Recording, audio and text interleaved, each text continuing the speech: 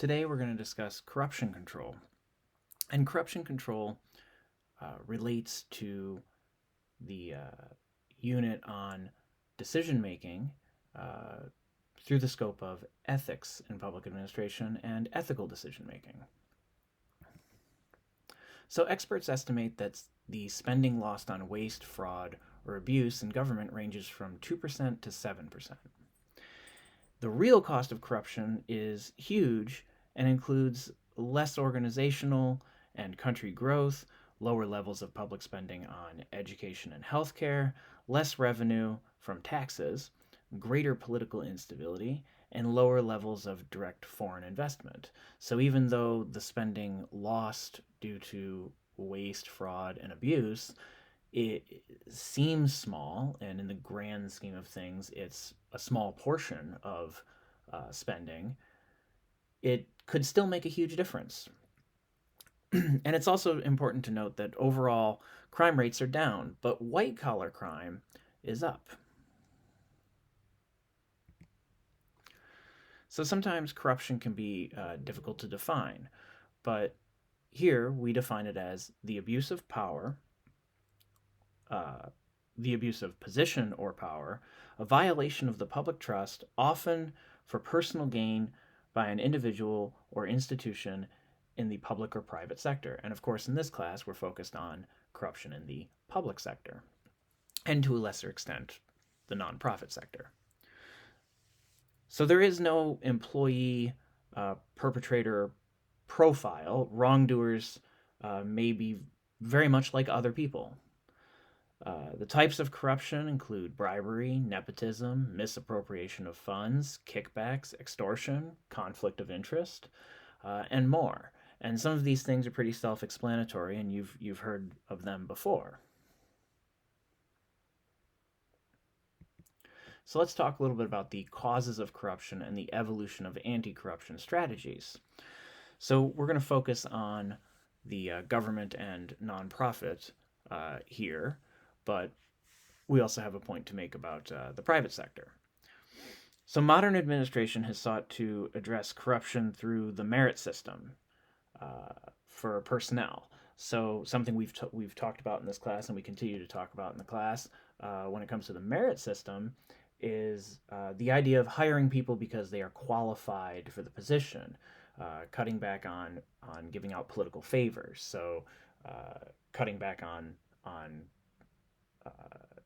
jobs that are awarded to people because they support certain candidates. So instead, we hire people based on merit. They're qualified for the position, and they don't lose their position when a new group of public officials come into office.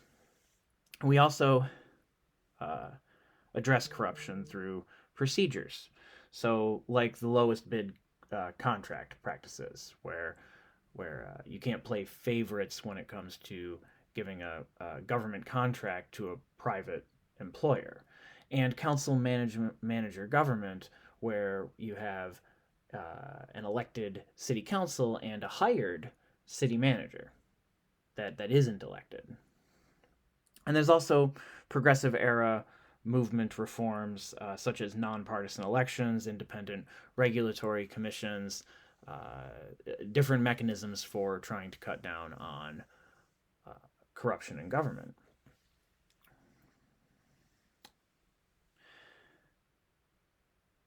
In business, the private lives of officials once were considered inconsequential are now as prominent as performance. So it used to be that politicians, their private business wasn't a consideration.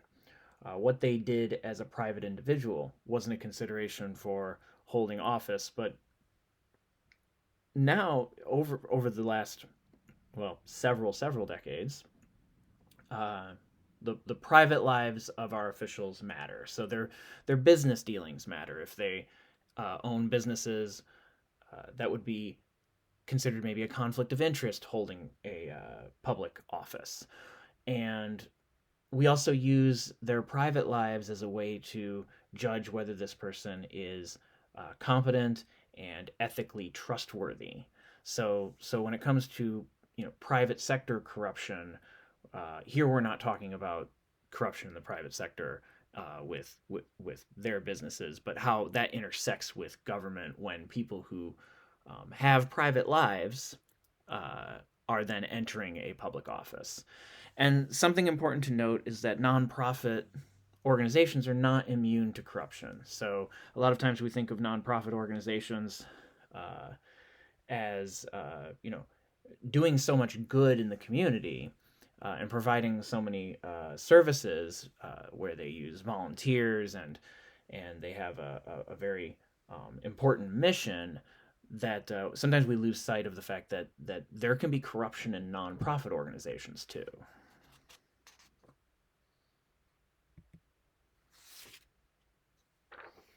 So let's talk a little bit about the individual moral failures. So these are personal moral lapses that stem from self-serving rationalization. Lapses in moral judgment on the individual's part. So how do we rationalize our poor behavior? Well, there's a number of different ways we rationalize our poor behavior. We sometimes appeal to higher authorities. So this is when somebody says like, uh, I was told to do it.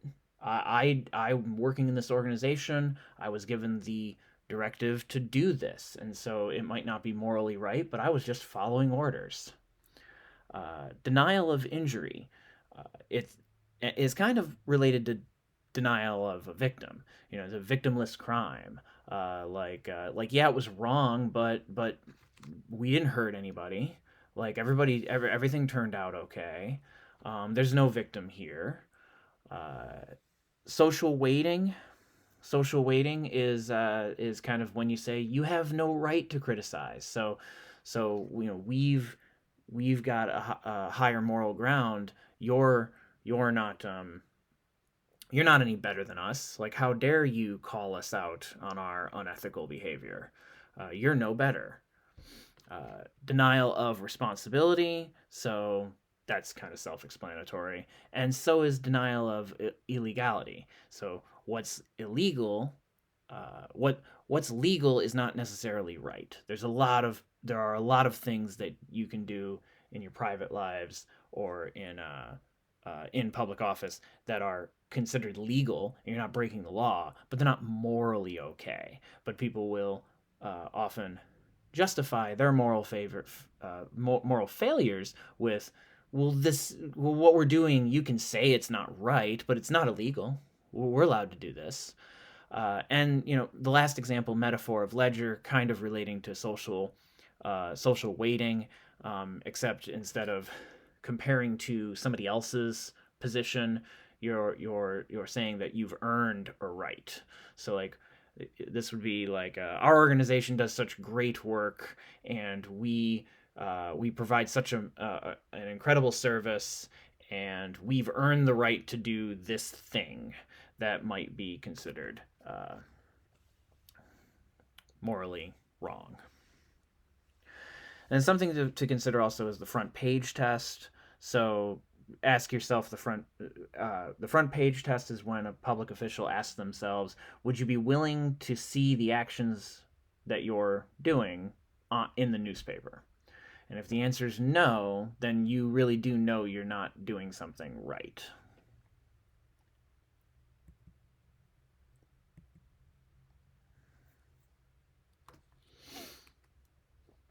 So then there are institutional moral failures.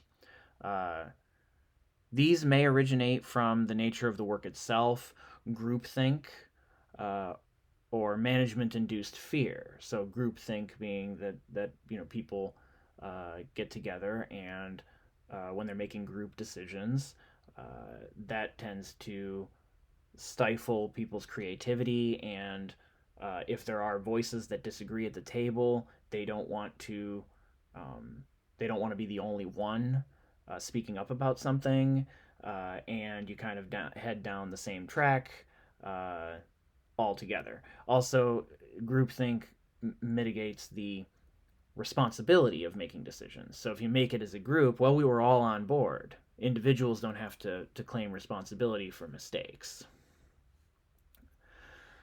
Moral hazard refers to undue risks that organizations and people are likely to take if they are not responsible for the consequences. So, uh, they're taking on a moral hazard, uh, they're taking on a risk that they don't believe they're going to be held responsible for, for various different reasons. They won't have to worry about the consequences. Gift giving is often regulated in public service, unlike business. So in business, businesses can take clients to baseball games. They can take them out for really nice dinners. They can treat them in a lot of different ways. In public service, there are a lot of restrictions on that.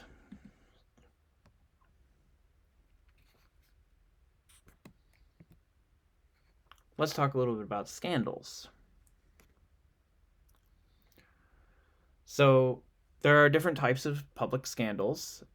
These certainly aren't all of them, but the types of scandals that we talk about here, there are sex scandals. So these are sex incidents that may or may not be illegal, but often reflect poorly on the character of the public official. And this gets back at what I was talking about earlier, where the private lives used to be something that was not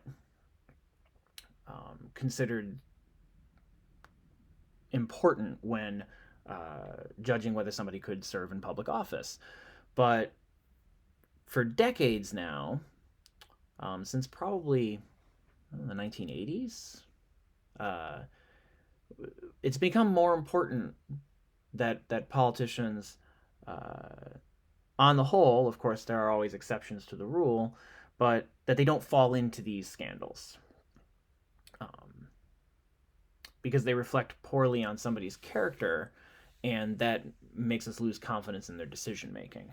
Financial scandals disclose improper linkages between economic and political power brokers and often involve violations of law because there was a well developed set of statutes that cover them. So then there's abuses of power, which often do not involve extraneous factors like sex or money, but illicit use of power itself. So, abusing your ability to make a decision. The impacts on government service, business, and nonprofit sector. Scandals are problematic for democracies as they subvert governmental legitimacy and obstruct the rule of law. Scandals can become an alternative to dealing with important issues in societies. They distract from important societal issues.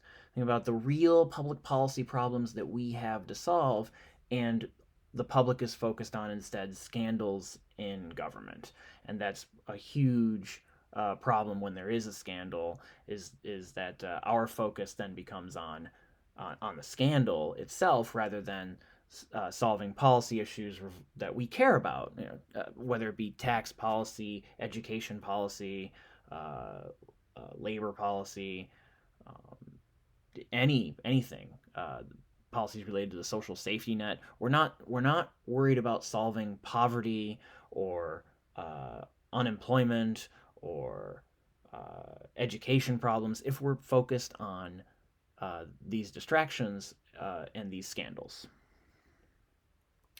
And of course, scandals within an organization can tarnish the reputation of the organization.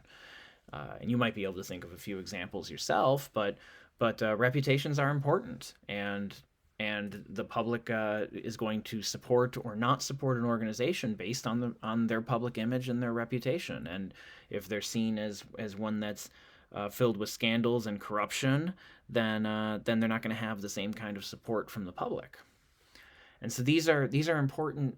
Corruption control is an important thing for us to consider when it comes to decision making, and that's why we have codes of ethics that try to guide organizations and individuals in making decisions that are going to help gain the public trust.